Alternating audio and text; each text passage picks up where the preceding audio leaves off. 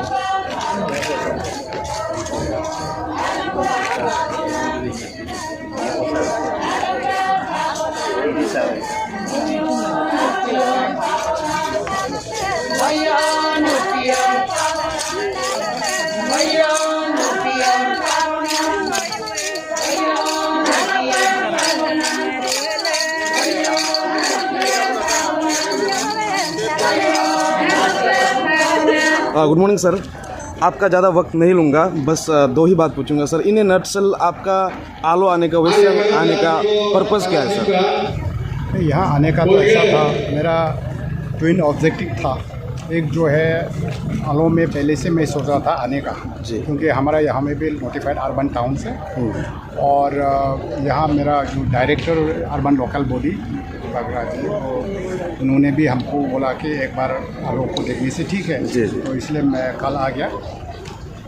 और यहाँ आके जो प्रॉब्लम है यहाँ का मेनली आलो टाउन का, वो डंपिंग ग्राउंड को लेकर के ही है। तो डंपिंग ग्राउंड का तो समय से हमने जो हमको बताया गया है कि यहाँ लैंड को लेकर के इश्यू है। अगर लैंड सेटल हो जाता है देन हम लोग सरकार का लेवल से ज़रूर इसको प्रायोरिटी मिलेगी। जी सर, लैंड इशू को लेकर प्रशासन भी काफ़ी कोशिश कर रही है, सरकार की तरफ से भी काफ़ी बार कोशिश किया है। किसी भी दिशा में कोई भी गांव वाला लैंड देने के लिए तैयार नहीं है। ऐसे में हमारे यहाँ के लोकल एमएलए का भी कहना है कि किसी को तो सेक्रीफाइस करना पड़ेगा। आपका क्या मैसेज जाएगा गाँव वालों का सर? नहीं, सेक्रीफाइस तो करना पड़ेगा, क्योंकि जो भी होगा डेवलपमेंट लैंड का ऊपर नहीं होगा, ज़मीन पे होगा, हवा में तो होगा नहीं जी।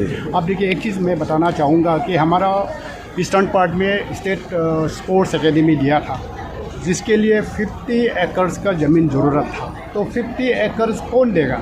अगर हम पब्लिक को पूछने को जगह तो कोई देने वाला नहीं था। तो मैंने अपना ज़मीन 50 एकड़ डोनेट कर दिया, क्योंकि आने वाला जनरेशन के लिए। फिर उसका बाद में आरजीयू का जो eastern and western extension campus बनाने का था, उसमें भी सरकार ने बोला है कि 100 एकड़ चाहिए, ज़मीन होना पड़ेगा, फ्री ऑफ कॉस्ट देना है। तो अभी 100 एकड़ अगर हम खरीद के देगा तो बहुत फाइनेंशियल इन्वॉल्वमेंट है, वो भी पॉसिबल नहीं है।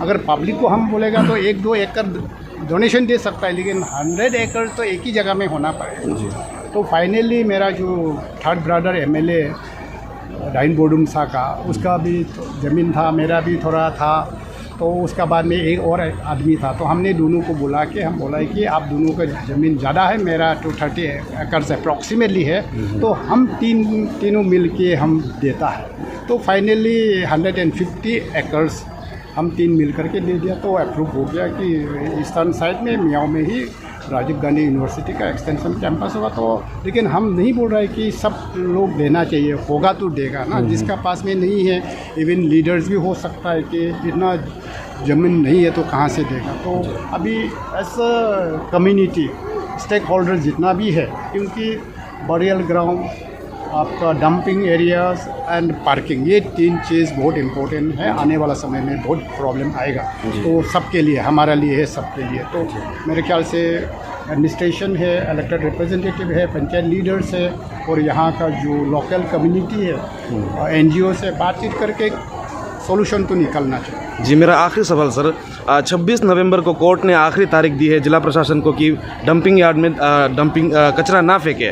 ऐसे में लोगों के घरों से कचरा निकलना तो बंद नहीं होगा, तो आम पब्लिक को आप क्या मैसेज देना चाहेंगे, क्या अपील करना चाहेंगे कि वे भी सरकार के साथ, प्रशासन के साथ थोड़ा बेयर करें सर?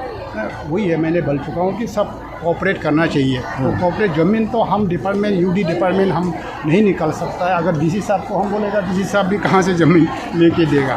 तो सब सोच के देना है। अगर नहीं करता है तो पेनल्टी आएगा, देन पेनल्टी सरकार से जाएगा, सरकार पैसा हमारा पैसा है। जी, थैंक यू सर।